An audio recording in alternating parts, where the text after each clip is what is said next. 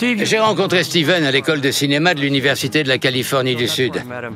Il traînait toujours devant, à la recherche d'un caméraman ou de quelqu'un qui pourrait l'aider à réaliser ses films d'étudiants. Steven a réalisé le film Duel, qui devait au départ être un téléfilm, et que j'ai tout de suite trouvé fantastique.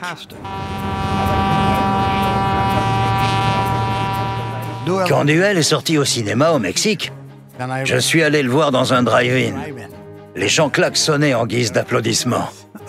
J'ai rencontré Steven à l'école de cinéma de l'Université de Californie du Sud quand il est venu présenter son film Sugarland Express.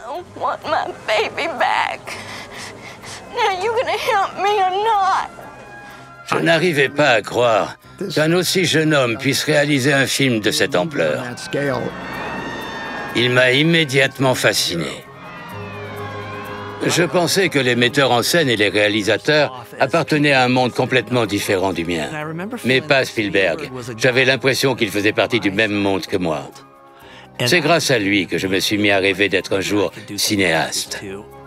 Il avait fait ses preuves en tant que réalisateur, bien avant de tourner Les Dents de la Mer. Je pense qu'on se doutait tous qu'il allait faire de grandes choses, mais avant Les Dents de la Mer, nous n'avions jamais imaginé qu'il puisse aller aussi loin.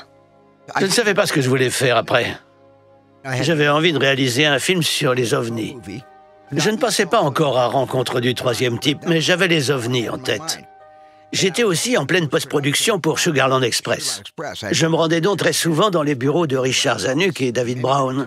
Et un jour, j'ai vu cette énorme pile de papier en sortant de leur bureau. C'était une épreuve d'impression. Sur la première page, il était écrit « Les Dents de la Mer » de Peter Benchley. À ce moment-là, je ne savais pas du tout de quoi ça parlait. Ça aurait très bien pu être à propos de soins dentaires.